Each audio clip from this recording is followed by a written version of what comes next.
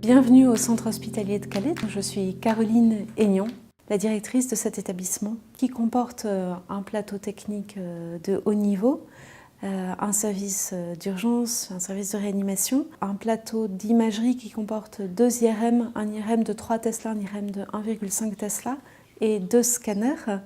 Nous disposons au total dans le centre hospitalier de Calais de 940 lits et places, dont 360 lits et places dédiés aux activités de médecine, chirurgie et d'obstétrique. Au titre de l'innovation, cet établissement s'est doté d'une cellule de l'innovation et depuis l'année 2017, une unité de recherche clinique a vu le jour au centre hospitalier de Calais et participe à des programmes de recherche clinique, notamment dans le champ de la neurologie ou dans le champ de la cancérologie par exemple.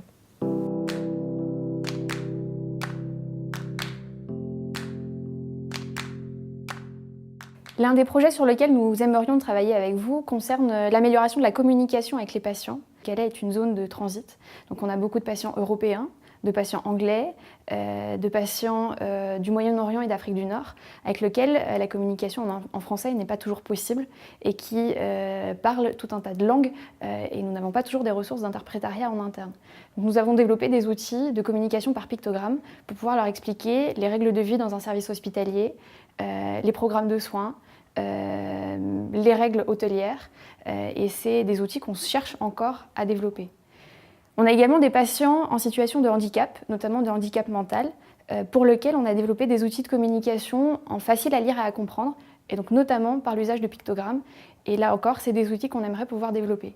Et puis on a enfin des patients pédiatriques, des enfants, des jeunes enfants, avec lesquels là encore il faut trouver des outils de communication plus simplifiés sous forme de pictogrammes. Et donc on aimerait pouvoir développer un outil informatique qu'on pourrait utiliser sur des tablettes, des téléphones ou sur les terminaux multimédia qui sont disponibles dans toutes les chambres afin de pouvoir communiquer par pictogramme sur les règles à l'hôpital, sur les soins, sur l'évaluation de la douleur, sur le traitement des patients, sur l'éducation thérapeutique.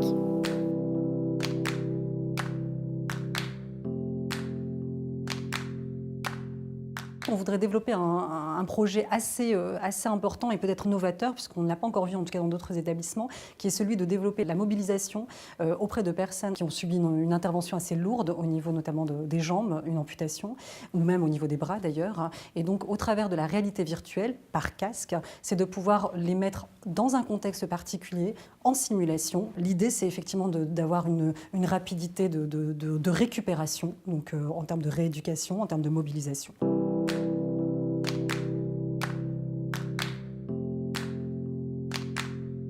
2 projets m'intéressent particulièrement.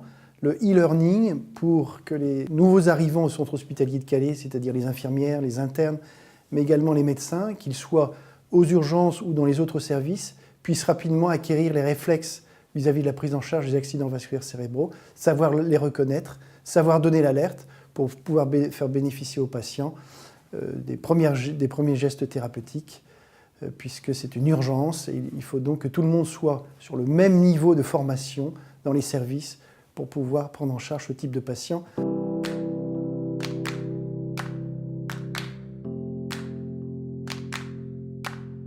Le deuxième est d'essayer de créer une application qui est destinée là aux patients qui ont déjà eu un accident vasculaire cérébral. Cette application leur permettrait de consulter sur leur smartphone par exemple le traitement en cours, d'y mettre les rendez-vous, d'y mettre également les résultats biologiques, d'y mettre les résultats de leur prise en charge de tension artérielle, et éventuellement de pouvoir rappeler la prise des médicaments pour essayer sur un seul outil d'avoir le maximum d'informations, tout ça étant fait pour éviter le risque de récidive.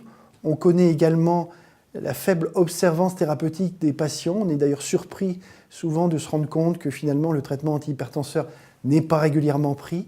Et s'il y a un rappel de prise des médicaments, ça pourrait être aussi très intéressant.